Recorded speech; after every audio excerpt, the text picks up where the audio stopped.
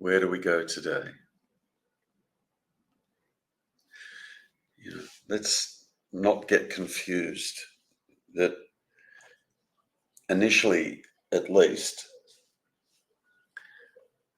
the whole aim of this initially is to work out what you're not. Because if we don't work that out, what you're not is going to continue to present itself here. And it's constantly trying to find a way out. And there's no way out for the mind. You guys should all know that. It just goes blah, blah, blah, blah. Yeah.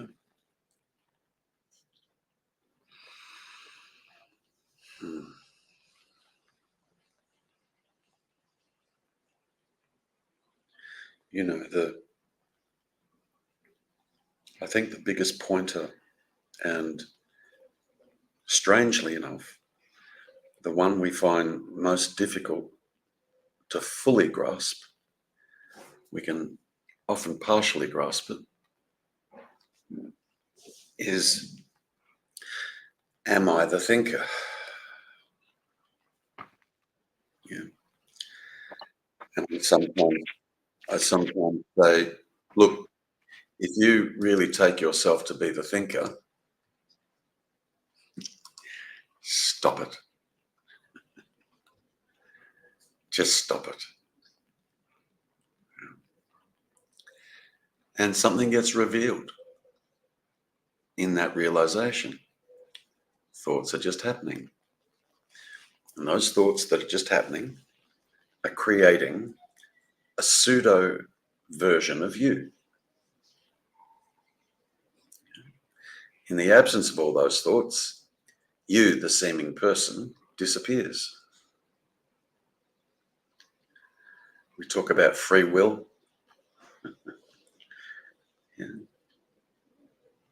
If you were the thinker, the first thing you would do is you'd choose to stop thoughts. You would just stop it. Even for an hour, a couple hours, a day, a few days, I'm just going to stop thoughts. Now, where we get confused with that is there is a realization that thoughts simply just happen. That realization is there. But what we don't pick up is that those thoughts that are just happening are creating a pseudo you. And then the thoughts that are just happening says, that's interesting about those thoughts that are just happening. Wow, I've finally noticed that those thoughts are just happening. Says the thoughts. Again, it's like there's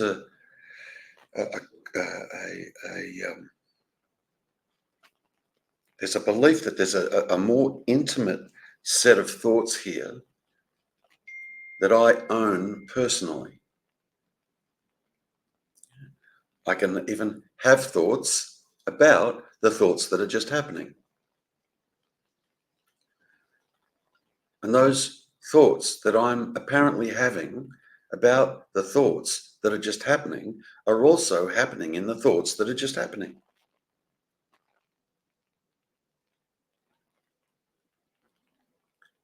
That has to be seen. I mean, it's a big step for a lot of people, even to go through that first realization that, oh shit, thoughts just happen. The final step, and we miss it for a while, is it's all thoughts that are just happening. There's no me having personal thoughts about the thoughts that are just happening. That's what needs to be caught. Because if there's this idea of me having personal thoughts about the thoughts that are just happening, then you haven't seen. That's all. The recognition No one knows what thought's going to come up next. No one knows. Even these so-called personal thoughts. You know what thought's going to come up next. Just arises, Tom.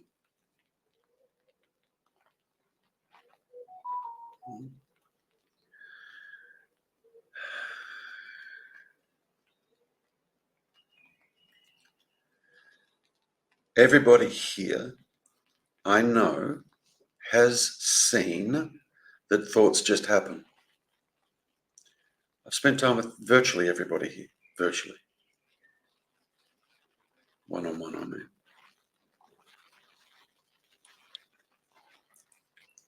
And then I'll be sitting with you in a one-on-one, you go, and you'll say, yeah, thoughts do just happen. And then you'll start asking questions as though there's a personal self there that's asking the questions.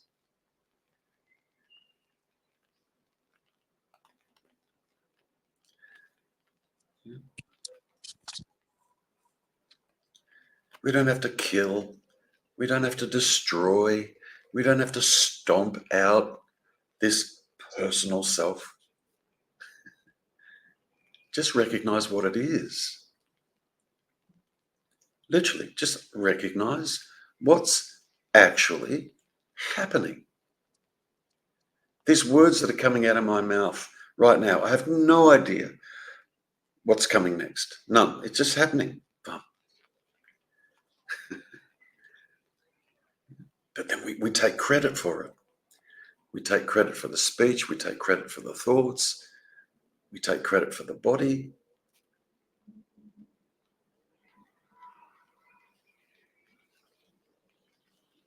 So there's two primary issues that need to be addressed: the thinking mind and the body. Those two things. It's strange, because, if I hold up that, right, it's a pair of glasses, right? If I hold that up, and then I hold that up, it's a phone. Yeah? I ask you, are you aware of the glasses? You go, yep. I say, good. And are you aware of the phone? You go, yep. I'll say, okay, where are you in relation to being aware of the glasses and of the phone? Now, I'm not being tricky here. Right? Ordinarily, we would say, well, I'm here, and it's from here that I'm aware of the glasses and the phone. Okay. You go, okay, well, let's apply the exact same principle to the mind and the body. You're aware of the mind, you'll go, yep. Okay, good. And you're aware of the body, you'll go, yep. You go, okay. Where's this point of awareness? Where are you? What is this that's aware? Now where are you going to go? Where are you going to go? It's easy when I go, okay, you're aware of that hand and you're aware of that hand. And I ask, okay, where are you being aware from? And you go, here. You go, okay, good. Now, you're aware of the mind and you're aware of the body. Where's this point of awareness? Because you definitely are aware of the body or conscious of the body. You definitely are conscious of thoughts. Definitely. The mistake that we make, and we've been making it for a very, very, very long time. It's not even a mistake, actually. I shouldn't say that. Yeah. But just for the sake of the argument, the mistake that we make is that we assume that this point of consciousness is personal self, which is a bit bizarre because you can watch personal self unfolding all day long simply by watching thoughts, because it's the thoughts that are creating the so-called personal self. And you guys have heard me use the amnesia pointer. Okay, 1, 2, 3, boom. Everyone here has now experienced amnesia. No personal backstory. Okay? I'm not saying everything is forgotten, but I'm saying your personal backstory. You'd still know that's a laptop in front of you and you're still sitting on a chair, and you'd still know that that's a body. Yeah? But if we wipe out your backstory simply with amnesia, now the question would be, now who's sitting here?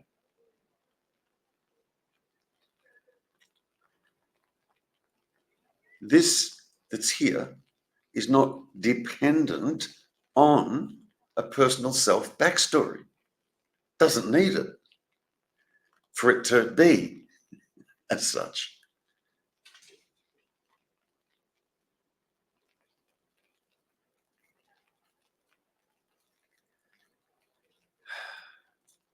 Anything you can be conscious of can't be you. I mean, that's just obvious. There's no trick in that. That's just obvious. Conscious of thoughts, can't be them. Conscious of the body, can't be that. Conscious of the laptop, can't be that. Conscious of the sun in the sky, can't be that. The mistake we make is we assume until we investigate that this consciousness is the personal character. But we can eliminate the personal character just by using amnesia and eliminating all of the backstory. Now what or who is this consciousness? The backstory's gone. Don't know your name, don't know what country you were born into, don't know who your parents are, don't even know if you've got parents, don't know if you've got siblings, don't know what you've ever done for a job. All gone, all gone.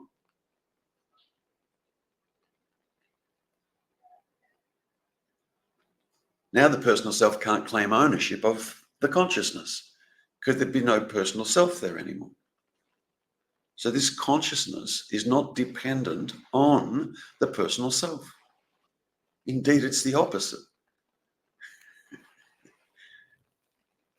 If you remove the consciousness, the mind disappears. So too does the body.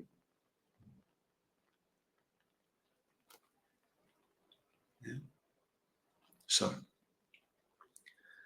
and it's no point going, oh, okay, me, Terrence, I'm this consciousness, because Terrence would still be there.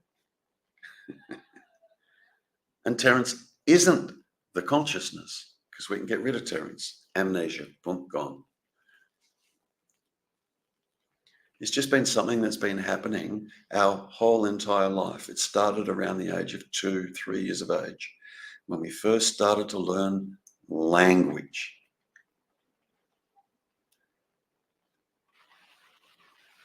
All our thoughts are in language. All our thoughts are in language. In the beginning was the word. In the beginning of what? In the beginning of an idea of a me. Me gets created with words. It's just words, labels, symbols, thoughts. Thoughts are just words, a whole lot of words all connected up to one another. Boom, boom, boom, boom. Yeah. And if you are a word, which sounds ridiculous, which one are you? What word can stand independent, not be dependent on any other word, and have a meaning? What word are you going to choose? What are you going to do? Go, I? Okay, well, what the hell's that? You go, well, it's, and then off we go adding more words to it to define what I is.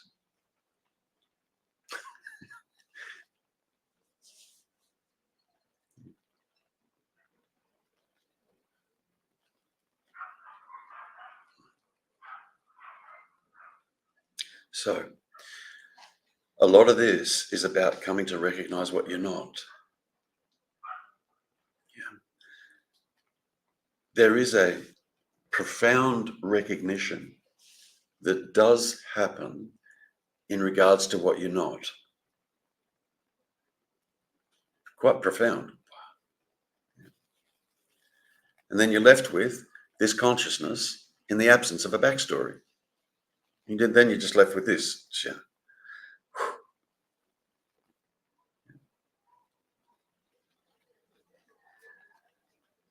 You discover something about the consciousness. The consciousness comes and goes too. Conscious of, and then you're not conscious of. The beingness, it also comes and goes. Where's the beingness in deep sleep? Where's the conscious of in deep sleep?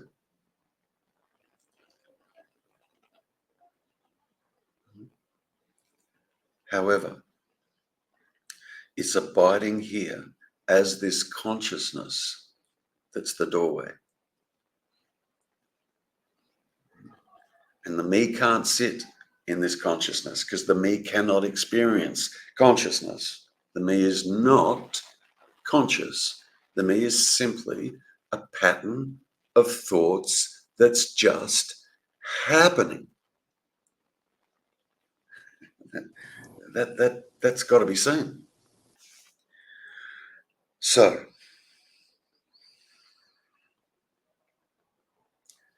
having said that, let's make the questions or comments really sharp. My teacher used to say, instead of starting from the me, start from the fact that you're seeking, you already are. Start from there. And now we'll unravel the me.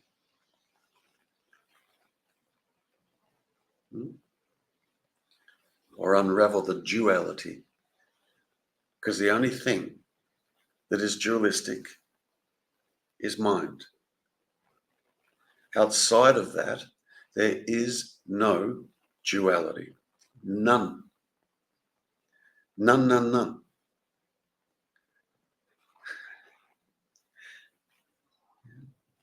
As a seeming person, a regular seeming person, we absolutely believe we're dualistic. I was born, one day I'll die. And in between both those points, Jesus Christ, has my life gone up and down? Duality, dualistic.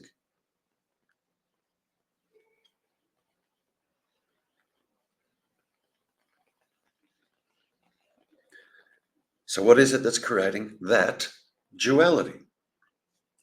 Thoughts. This is not rocket science. This is not difficult to come to understand or come to see or come to know. It's not difficult.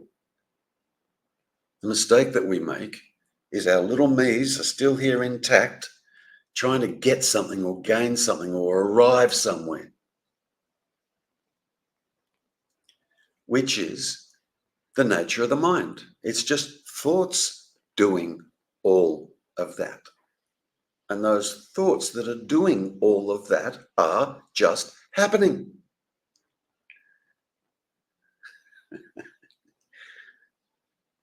And you can see that. You can recognize that for yourself. You can recognize it. Don't take my word for it. Look. Acutely look. Become super conscious if you want. I've never used that expression before, but watch what's happening.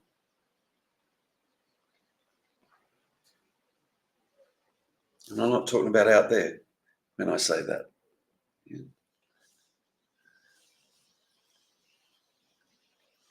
If there was a problem, it's mind. One minute I'm okay, next minute I'm not okay. According to what? Mind. According to thoughts, the thoughts that are just happening. Those thoughts or that mind has got nothing to do with you. Zero. The thoughts that you're experiencing on a daily basis might as well be going on in someone else's head because they've got nothing to do with you that's aware of them. Zero. And if you watch closely, the thoughts are about the thoughts. That's not difficult to see. Well, the story of me is about the story of me. All created by thoughts that are just happening.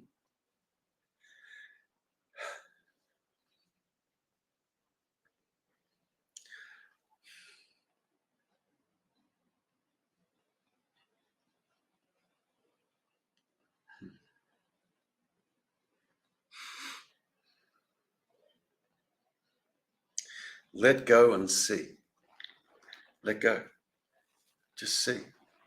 See what's actually happening, as opposed to what we think is happening. Whatever we think is happening isn't.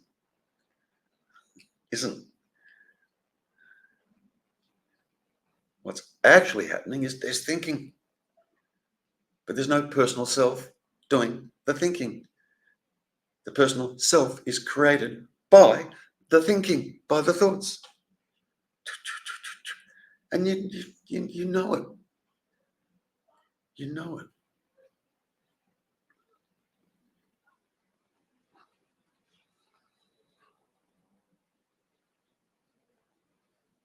See, when there's an absolute recognition of what you're not, what happens, it did for me, is that there's a jaw dropping, oh my God, what's this? And when I say what's this, I'm talking about this beingness, this consciousness here. And you won't have that jaw-dropping experience whilst there's still a belief that this consciousness or this beingness is me.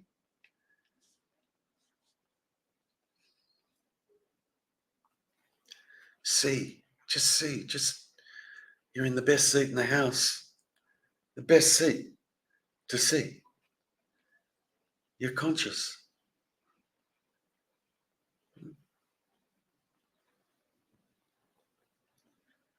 Recognize that you are not that you are conscious of.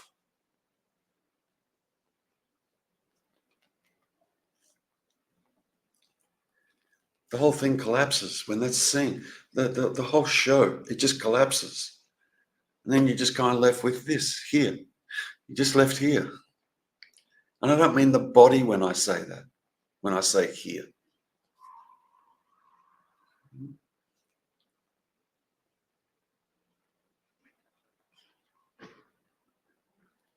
Okay.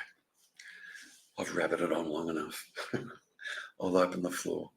If anyone wants to ask a question or comment or share, go for it. Just remember to unmute yourself.